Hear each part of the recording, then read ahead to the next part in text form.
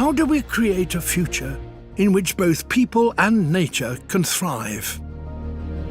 This is the biggest question of our times. In the next few decades, we need to do something unprecedented, achieve a sustainable existence on Earth. But how do we do it?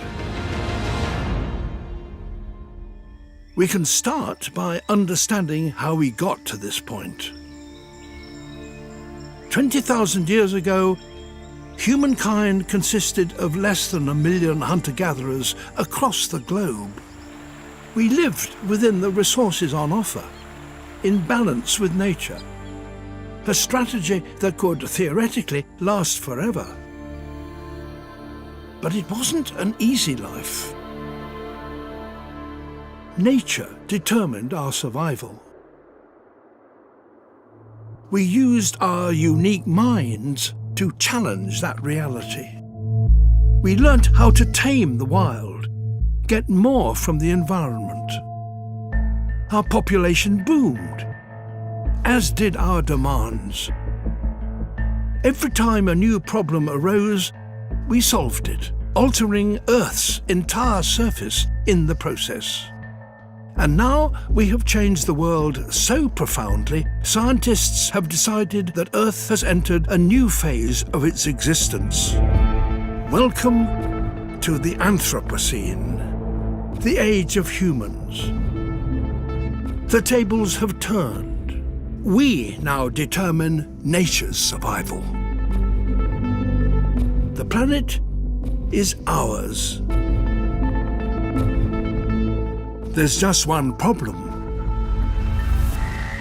We're now totally out of balance with nature.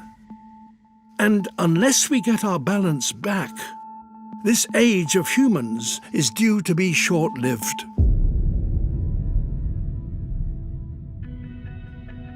So how do we deal with this problem?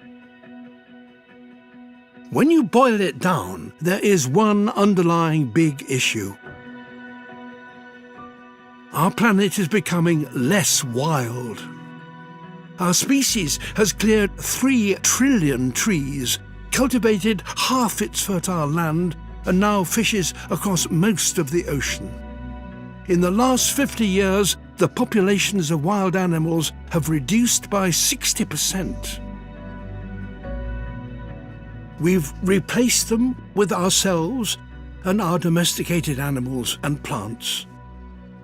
Today, we and the animals we raise account for 96% of the mass of mammals and 70% of the birds on Earth. There's very little wild left. This biodiversity loss is not just a tragedy, it's the single biggest problem we face. Without biodiversity, the world as we know it doesn't work. Our planet needs its wild spaces. Every one is a component in the global machine. Only if they are all healthy can the planet run smoothly. A less wild world is less able to provide for our needs, less able to maintain dependable weather and seasons, less able to absorb our impact. Biodiversity equals stability, and stability is what we need most of all. Can we turn this situation around? Can we re-wild the world? Well, maybe, due to one key change. As societies develop, something is happening that has never happened before. People are having fewer children. Globally, since the year 2000, the number of people under 16 years old has hardly changed. The main reason our population is still rising is because people are living longer. If this continues, our population may finally stop growing by the turn of the century.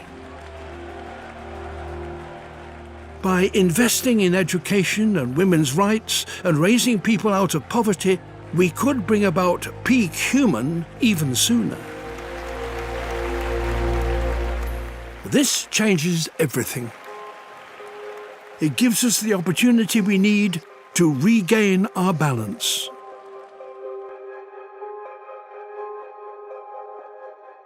The plan for our planet is remarkably simple. Reduce our impact by making sure that everything we do, we can do forever. For the biggest gains, we could concentrate our efforts on 4 goals: phasing out fossil fuels and replacing them with renewables. This will not only slow the warming of the planet and the acidification of the ocean, but it will lead to clean air for all of us. Upgrading to efficient food production and reducing our consumption of meat. We'll require far less space to provide for ourselves, leaving more for grasslands, reducing deforestation and our demand for fresh water, and feeding more people with healthier, more affordable food. Working together to properly manage our ocean. A global network of no-fish zones and a treaty on the use of international waters would restore the health of the ocean so it actually produces more fish for us all to eat. Working hard to keep hold of the wild populations we still have, encouraging nature wherever we can. In the ocean, on land we no longer need, and even in our cities. If we make these changes, we'll be a long way to becoming a species in balance with nature once again. We will have taken a remarkable journey, from 1 million people struggling to survive, to several billion living long, healthy lives on a stable planet, able to provide for all our needs.